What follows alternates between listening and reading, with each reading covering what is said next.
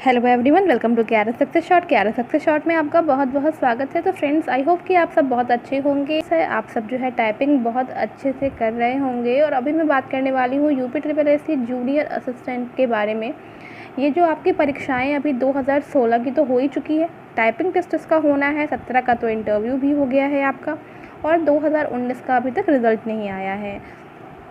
बहुत सारे स्टूडेंट्स की ये क्वेरी रहती है इस एग्ज़ाम में कि मैंने फॉर्म भरते समय ग्रेजुएशन फ़िल ही नहीं किया, अब क्या होगा, मेरे मार्क्स ऐड होंगे कि नहीं होंगे, अगर ऐड होंगे तो उसके लिए क्या करना पड़ेगा, ऐसा तो नहीं कि कहीं मेरे मार्क्स ऐड होने से रह जाएं। तो सबसे पहले तो मैं इस बात का जवाब मैं आपको थोड़ी देर में देती हूँ। अभी सबसे पहले मैं आपको ये दिखा देती हूँ कि कितने परसेंट पे कितने मार्क्स आपको मिल रहे हैं। तो देख लो कि सबसे पहले शैक्षिक अर्हता के अनुसार प्रत्येक अभ्यर्थी को निम्नलिखित रीति से अंक प्रदान किए जाएंगे। सबसे पहले बात आती है इंटरमीडिएट की। तो इंटरमीडिएट की अगर बात आती है तो 60% और इससे ऊपर, अगर आपका 60% से ऊपर है या 60% है तो आपको 20 मार्क्स मिलते हैं वहाँ पे। अगर 45% के ऊपर लेकिन 60% से कम है अगर आप, तो वहाँ पे आपको 15 अंक मिलेंगे, ठीक है ना। 45% भी होगा अगर तो 15 अंक मिलेंगे, ध्यान रखिएगा। तीसरा आपका है कि 33% या ऊपर किंतु 45% से कम, यानी कि 33% हो या उससे ऊपर हो परंतु 45 यानी कि 45% से कम हो तो आपको 10 अंक वहाँ दिए जाएंगे। ये अर्हता अंक हैं आपके। आती है बात स्नातक यानी कि ग्रेजुएशन की। तो ग्रेजुएशन में अगर आप 60% या इससे ऊपर हैं तो आपको 10 अंक दिए जाएंगे।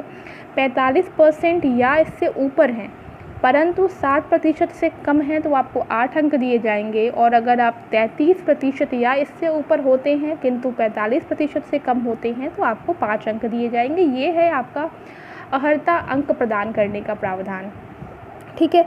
तो इस तरह से आपको अंक देने हैं। और एक चीज़ आप और देख लो, अगर कोई खिलाड़ी है यहाँ पे तो खिलाड़ियों को जो है अधिकतम 5 अंकों को देने का प्रावधान है। पर किस रीति से ये देना है ये भी देख लेते हैं। अगर अभ्यर्थी अंतर्राष्ट्रीय स्तर का खिलाड़ी होगा तो उसे 5 अंक दिए जाएंगे। अभ्यर्थी अगर राष्ट्रीय स्तर का खिलाड़ी है तो उसे 4 अंक दिए जाएंगे। अगर अभ्यर्थी राज्य स्तर का खिलाड़ी होगा तो उसे 3 अंक दिए जाएंगे। और अगर अभ्यर्थी ने विश्वविद्यालय, कॉलेज या स्कूल स्तर का खिलाड़ी हो या फिर उसने कोई ऐसा खेल खेला हो तो उसे 2 अंक दिए जाएंगे। तो ये रहा आपका पूरा इसका विवरण। तो अब हम बात कर लेते हैं हमारे जो मेन क्वेश्चन का। तो अब आती है बात कि मैंने फॉर्म भरते टाइम ग्रेजुएशन नहीं फिल किया है। तो इसके लिए पहले तो मैं सभी बच्चों से ये कहना चाहूँगी कि आप बिल्कुल भी परेशान नहीं हों, बिकॉज़ ये इंटरमीडिएट लेवल का फॉर्म था और आपसे वहाँ पे इंटरमीडिएट तक की ही जानकारी मांगी गई थी, ना कि फॉर्म में ग्रेजुएशन का कुछ भी मांगा गया था। तो जब फॉर्म में ग्रेजुएशन से रिलेटेड कोई चीज़ मांगी ही नहीं गई तो हम लोग इसे फिल कैसे करते।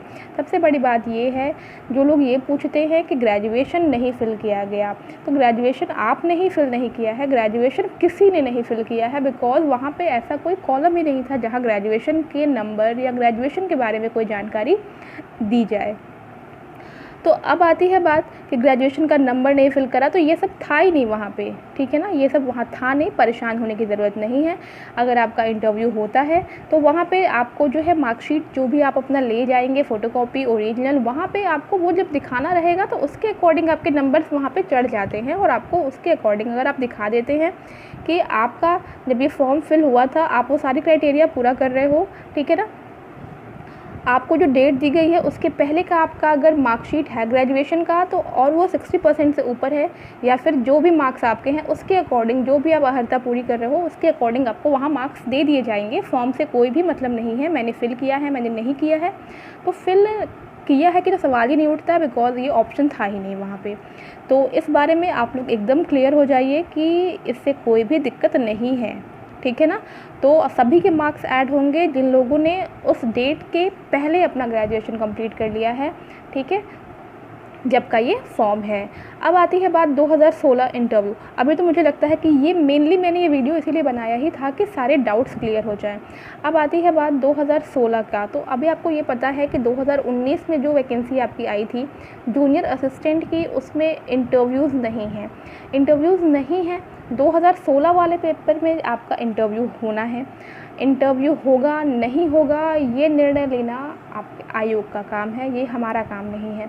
बिकॉज़ आपको पता होगा अभी समीक्षा अधिकारी का एक पेपर हुआ है और ये पेपर भी 2016 का ही था, लेकिन उसमें उस टाइम पर नेगेटिव मार्किंग नहीं होता था। लेकिन चूँकि अभी जो है नेगेटिव मार्किंग स्टार्ट कर दिया गया है और ये पेपर जो है आपका 2020 में हुआ है, तो इसमें भी जो है नेगेटिव मार्किंग कर दिया गया, जबकि ये पेपर 2016 का था।